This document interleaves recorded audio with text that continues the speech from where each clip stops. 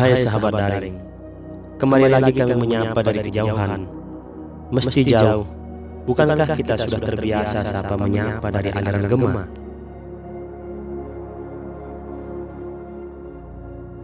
Indonesia, negara kita tercinta yang umurnya masih sangat belia dibandingkan dengan negara-negara lain. Amerika misalnya, negara yang susah mati kita ikuti style dan gaya politiknya, sudah merdeka 244 tahun lalu. Tiongkok, yang kita kagumi sebagai raksasa ekonomi abad ini, umurnya sudah genap sekitar 108 tahun. Belum lagi jika dihitung dari kerajaan-kerajaan dan dinasti yang pernah berkuasa di negeri tirai bambu itu. Peradabannya sudah menyentuh angka 4.000 tahun. Indonesia, kita baru saja berumur 75 tahun.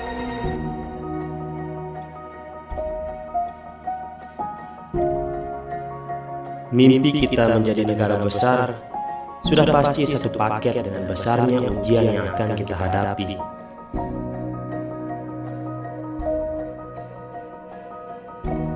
Bencana sosial, bencana alam, dan bencana-bencana lain sudah menjadi santapan setiap hari kita sebagai rakyat Indonesia. Hukum yang terlihat tebang pilih, kebijakan-kebijakan yang tidak bisa optimal dijalankan, bisa jadi merupakan fase bermetamorfosisnya Indonesia menjadi negara besar. Akankah mimpi besar itu bisa terwujud? Jawabannya ada dalam pribadi kita masing-masing.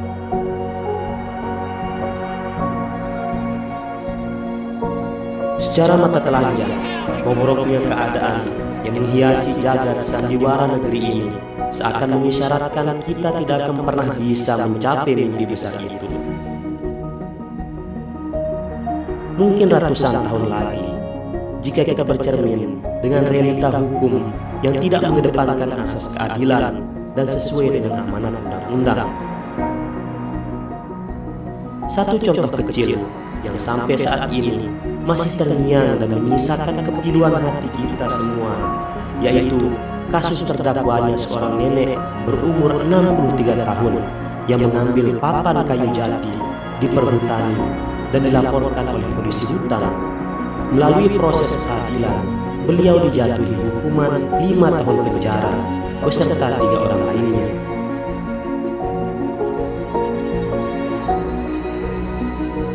Mari kita bandingkan dengan kasus-kasus mafia pajak dan mafia-mafia lainnya bisa begitu leluasa pergi warawiri ke sana kemari setelah ditetapkan sebagai orang bersalah dan dijatuhi hukuman. Misalnya Gayus Tambunan, seorang mafia pajak yang merugikan negara puluhan miliar rupiah.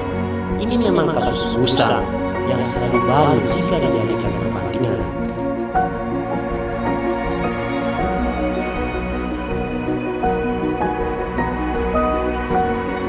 Kasus baru-baru ini, seperti kasusnya Harun Masiku yang menyuap KPU, sampai saat ini juga orangnya hilang dalam kolong WW.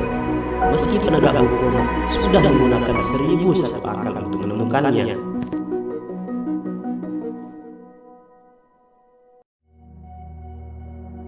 Kita melompat sebentar ke kasus yang masih segar dan dibicarakan oleh banyak ahli hukum tata negara. Di tengah-tengah perjuangan kita melawan COVID-19, yang sampai saat ini kita telah menyumbangkan angka kematian di dalam berita dunia sebesar 26.000 jiwa meregang nyawa. Kita dibuat kecewa dengan perbedaan tanggapan negara mengenai tindakan yang dilakukan oleh artis idola kalian semua, Raffi Ahmad, dengan kasus yang menjerat HRS. Di sini kami tidak akan berkomentar banyak, karena orang berkompeten sudah berbusa membahasnya dan mengirim notifikasi kepada penguasa. Kalian simpulkan sendiri.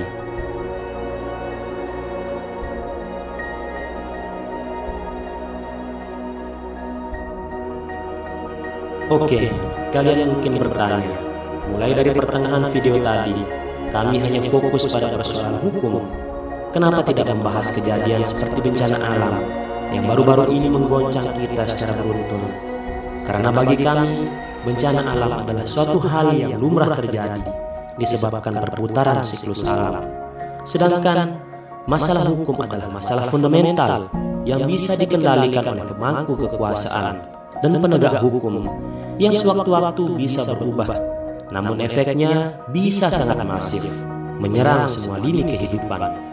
Bisa dikatakan, hukumlah fondasi dari sebuah negara.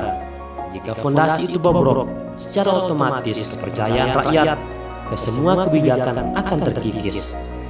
Apakah kita akan memulai lagi negara ini dari awal? Silahkan dijawab di kolom komentar.